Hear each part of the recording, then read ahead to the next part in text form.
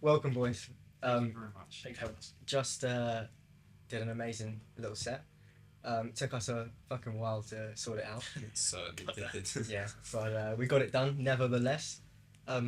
Yeah, so tell me how you boys came about. I suppose that's me. Yeah, it is yours. Yeah, it is you. Well, me and Jake, are in the same class together, performance class, and I watched his band, group that he was in, do a performance of something. I can't remember what the song was. I think it was Go Your Own Way. Oh yeah. By And for Fleetwood some Mac. reason, I Yeah. saw that, and Yeah. I thought I'm gonna go up to him, because this is when we basically just moved down to Brighton. Yeah. I needed a new band. It's like secondly. Yeah. Yeah. And so I was like, oh, do you want to jam? Just randomly just went up to him. We had never spoken before. I was like, oh, do you want to jam at some point? And he was like, yeah, all right. And then we were like, we need a bassist. And Jake was like, oh, I know this guy called George. I met him in Revenge. Oh yeah. I was like, I think I was quite intoxicated. First time I ever met George was in Revenge. And then and you just I walked past you and you said, oh, we're in a group chat together. Yeah. And I was like, are we? Yeah. And That was his pickup line. He was going for that was the game line. Yeah. from day one. It was revenge. Right? And yeah, I don't know. I think I just like joined the group chat, and then I remember when we got to the first rehearsal, I said to both of them, I was like, "Do either of you guys sing?" And they both went, "No." I was like, "Oh, God damn it! I've got to sing." Yeah. Because I love being in a three-piece band, especially with these guys. Like I feel like we gel so well together. Yeah, So yeah. it wasn't like we could just find another singer. No, God no. Had to be you. Had to be, yeah. I'm like the first rehearsal, we got like a full song done in like an hour and a half, whatever it was. Yeah. And it just felt like so right. And what kind of do you guys share influences? Oh yeah. I don't know. A lot of it is sort of just like 90s old rock, so like Alice in Chains, Smashing Pumpkins, Soundgarden. Nice. I don't He think doesn't we like have I'm that. not crazy about Soundgarden, but Are you not? we've He had doesn't- this conversation, He right? doesn't Fire like audio. Chris Cornell's voice. Uh, and stuff like that. He prefers Fire Chris- audio. That's Really? outrageous. I love Soundgarden. So do I. Yeah, Alice in Chains is one of my favourite bands ever. Yeah, man. So I could talk for Lane like, Lane Steady's voice is mental. I'd say our music, in terms of like, even though it doesn't fit to a genre, it's very like riff focused. Yeah. So we sort of build the song around a riff and see what happens from that. Like a lot of the main parts of the songs come back to like fat, heavy riffs. So we're quite limited when it comes like in terms of being a three-piece. There's only like one guitar, and I feel like just basing songs on heavy riffs is what we're good at. Like, you know. Fair. Yeah. So with the lyricism, did you write all the lyrics? Yeah. So before this band, I had never really done any singing, or I'd never written any lyrics to any song before. And with this first song we ever wrote called Sleeve. Yeah. It took me like days because I just couldn't figure it out. I was like, how the fuck do you do this? And then I kind of started thinking about experiences I've had in the past, and when I started doing that, it made it so much easier to write lyrics. Like the rest of the songs I pumped out in about like an hour or so, because I've just based it on like past experiences. Nice. Is that your writing process then? Yeah, it is. Yeah, because like I know some people who just write bullshit, and they're like, you know, and they're like, but it works. Yeah. But I could write bullshit, but the song always comes first, like that. yeah, 100%. We always Yeah. have- we always I have never, the full song. I never come to write a song with lyrics first. I prefer to have the song written and done first, and structured.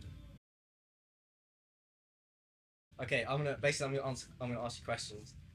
You're all gonna write down on the board your answer to the question. It will just be like quick fire questions.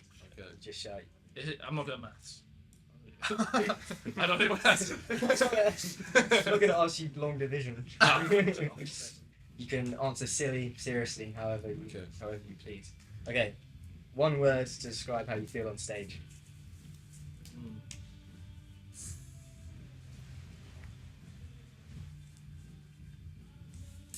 Godlike. Regal. Happy. He's a man of many words. My pen's not working. Is it not? Nah. Jake, that's so sweet. Jake, should we share a pen? So glad you're I'm gonna have to happy. share. I was too late. We'll have to share a pen. Okay, yeah, we'll share a pen. Jake can't write, that's what it is. The man's well happy. Guilty pleasure song you secretly love. There we go. Find an extra pen for you. See if I have. Sabrina Carpenter. I've seen her live. I actually think her music's pretty good. She's good. I'm not gonna say. Production is top tier. I do agree. Guilty pleasure song. Guilty pleasure song. Are we cutting this bit? Now we'll just keep on. Okay. I've got mine. I don't know the name of the song I'm thinking of. Don't start now. That's a Dua cheat. Lipa. Oh, Okay. Okay. That is yeah. an incredible song. Bassline. Such a nice bass line. Guilty pleasure. Oh, I'm actually I wouldn't feel too guilty about it. No, I don't. Dua I don't. Lipa's It's just amazing. yeah. I'm a big Dua Lipa fan. So am I. She's hot as fuck as well. This is hard. Am I allowed to look at my phone? It's like Go by for it. myself with songs. Wait, do whatever you want to take your time. Okay, this is it. This is a tune.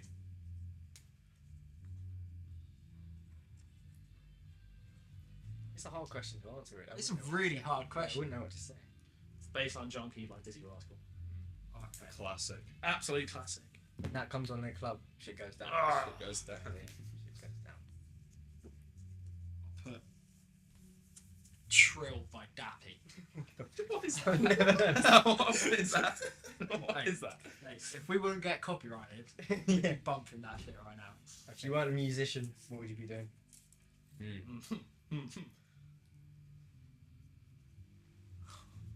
I know what you'd be doing. What would I be doing? Don't worry about it.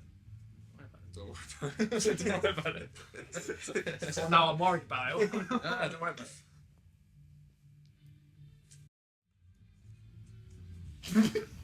I'd be a primary school teacher. I'm sick. I'm a Right. primary school teacher, you know. You are? Yeah, I teach piano. Really? That's Primary sick. school. I said Don't. interpretive dancer. Don't. I can see you swinging your hair Exactly, around yeah. and shit. Yeah, yeah. Man of little words, but boy can he dance. Yeah. We can tell. No, but I'd pick primary school teacher because, like, Voice actor. Voice actor. What's that? That makes sense. you know, Nativity, the Christmas film, Yeah. doesn't that just look so fun? Being Mr. Poppy. Oh. Yes. What would you teach? It's primary school. Oh shit, They yeah, have my bad, yeah. They have everything. And I don't look dumb because they don't know, do they? Oh yeah, I get away with so much shit, man. I'm like, so this is a quaver. And I'm like, I think for a second, I'm like, okay, is that a quaver? Like, they're like, so you told me this is a quaver. I'm like, no, That's actually a crotchet. crotchet. That's Yeah, actually yeah, a crotchet. yeah. They're smarter than I am. They're smarter than I am, definitely. How do you unwind after a show? Pint. Beer. No need to write it down. Beer. First album you ever bought? Oh. I know what.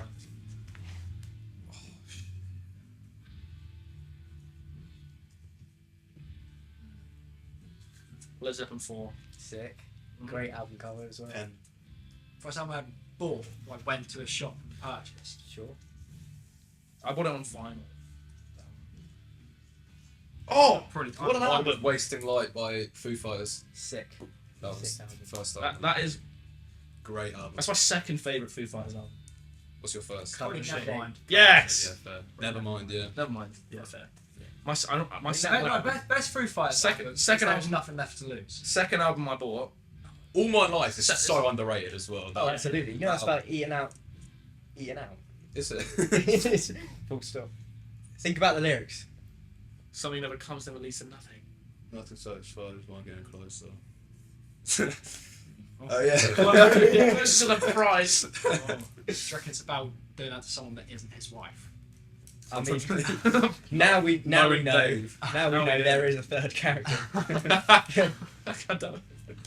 Writing receptacle, please. The question hasn't even been asked yet. Yeah. Okay, so vinyl, CDs or cassettes or streaming? CDs everything. CDs. It's so satisfying when you're driving. Chuck it in. Yeah. But I do also love chucking on this vinyl. Just Yeah, you hear the nice little crack. Vinyl's more like chill. Yeah, yeah. CD's probably more. No, because yeah, I think CDs and vinyls are cool to collector's items, but I quite like streaming just because I make loads of playlists. oh Yeah, that's true. So just for like Yeah. ease of like walking around, Yeah, that makes sense. That makes a lot of sense. it's like I don't just have to listen to. if one I album. could make playlists out of CDs. Well, you can't make like custom. Yeah, no, but you Yeah. can, but like, I would love to walk around with a CD player in my back pocket all the time. Put some like old ass headphones. You feel like such a Walkman. Maybe I should get a cassette and get a Walkman. Yeah, yeah.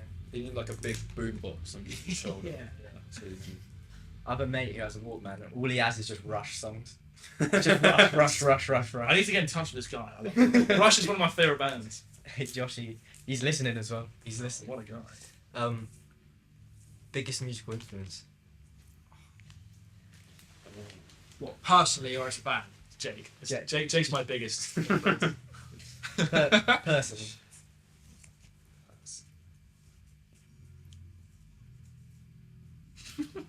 Really? Deftones. Nice. Best band in the entire world. I'm gonna have to swiftly disagree, but Can you get out, please? but fair. Yes. Stevie Ray Vaughan. Have you seen his old tutorial videos on YouTube? Oh, sorry. I don't think I have actually. He, like, It's does, tutorial. No, he does like biggest. hour-long lessons and shit, where he just teaches like techniques, different techniques. I actually haven't. I'll have to Same for Paul Gilbert. get on that. I mainly just watch his like live stuff and just you know dissect it. Smashing Pumpkins for me. How come? It was the first band you ever listened to? No, actually, I came on to them quite late into my musical endeavour. But the first song I ever heard from them was Bodies off of their Melancholy album. And I was like, Jesus, that sound is nuts. And I went on like a deep dive research and like how they get this sound, where Billy Corgan is like inspired from. And all of his inspiration comes from Tony Iommi from Black Sabbath. And the way he gets his sound on the Siamese Dream album that's his way of trying to get the Tony Iommi sound. And I just love the way Billy Corgan writes songs and the way they get their sound. They're just such, I don't know, everything about them. They just suck good. They are good. Not as good as Deftones though, mate. No. Factually, no. Up there, but no. Yeah. Should we do a music video on the water on that platform? Yeah, with sharks. Just jumping over you. What song is that again? I'm sorry. That's it. Yeah. Yeah, you used to play with ukulele strings. What? Banjo strings. Tony Iommi. I did not know that actually. That's good. Yeah, banjo strings. Did not know that. You should do that, Jake. Oh, he never Should, uses. yeah. He doesn't use any pedals. He runs straight into his amp. Really? Yeah. Is that you take a lot of inspiration from your sound at the time? Oh, see, no, my inspiration actually, it's a bit of a weird connection, but it comes from Geddy Lee from Rush, because the main distortion pedal I use on bass is a Geddy Lee signature sounddesign pedal, and when you can adjust the tone like the knobs right on the pedal, it's fucking gnarly tones. Or your most influential drummers? Abe Cunningham from Deftones. just because, like, Do you think James likes Deftones? Who's Um, Deftones? Who's Deftones again? a lot of my like drumming style is less focused on like flashy fills and more just like a hard. You sure? a hard groove. Are you sure about that? Are you sure? Let's Think rewind. of sleeve that. No, and then you like you do that for all the time. I didn't say. That's a flashy I didn't fill. say I haven't tried flashy fills, but like Abe Cunningham from Deftones, just because it's sort of like taught me like, oh, you can groove to heavy riffs. Yeah. Actually, my biggest, I think, a drummer who is seriously underrated is Brad Wilk from Rage Against the Machine. So good. He's the definition of pocket. Also about Rage Against the Machine. I think my other biggest inspiration in terms of tone and playing on bass is Tim Comerford, Yeah, I love Rage Against. because he's done so many like interviews, and him being in a band with his only one guitar, he wants to fill out the space where a bass would sit as well as another rhythm guitar. So he uses so much distortion on his sound. Awesome. They're similar to Flea, and set the drummer, the bassist singer for Royal Blood. The way they create their tones. Oh, to fill it out. I do quite a lot of octave stuff as well. And that's awesome. But if you had to bring back one person to collaborate with From the dead. from the dead, But you've got my pen. well, fine. That's right, I'll have to think. It's collaborative. I'm thinking that. It's collaborate. Yeah. Because I would love to say I'd love to say Chris Cornell, but me being a singer, I feel like he's just completely overshadowed. I just feel like I'm gonna shrivel up into a ball with just self-doubt. Like, is he writing down the Deftones again? Yes. Who'd you I've put Chi Cheng, who's the now deceased bass player of Deftones, or Taylor Hawkins. Oh Yeah. Because I'd quite like to have a drum off with him. Yeah, humbled viciously, but he was just a very cool guy. Kind of look like Shane Hawkins a little bit, actually. Got kind of. oh my, you do does, actually. Yeah. Oh my god, he does. Don't you think Jake looks like a 90s Chad Kroeger. Chad Kroeger? I He does. hate it so much. You've got to put on a picture. You've got to put on a picture of 90s Too Chad many Kroeger. people say that. It's on the screen right now. It's Alright, ridiculous. yeah, we'll get up now. Mozart will go hard. Let's be real. Mozart. For a second. Imagine him on FL Studio. Get Ludwig van Beethoven on the beat. That'd be vicious. I want Mike Starr. Oh, bass, yeah. Yeah. Who's that? He's the bass player from Alice in Chains. The first bass player from Alice in Chains. Mike Starr. I don't know what to say. Because he played on all of the albums up until Jar of Flies, I think it was, and then Mike Inez took over.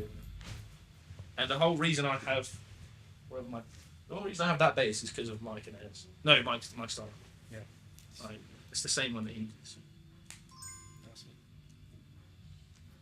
Who you bring back from the dead? I don't believe you'll bring back Mozart. Bring back the Vaughn. I'm thinking about it, but The Ray. to collab with, bit of a basic answer, but Hendrix would just be unbelievable. You'd have a good old time. It would be great. Yeah. Oh, dude, imagine us three and Hendrix playing Crosstown Traffic. That'd be unreal. Yeah. That'd be sick. We did that so well. Sorry, I don't. It was so much This doesn't fun. include you, but I know, like, Sorry, George. yeah, sorry. We had a better bassist.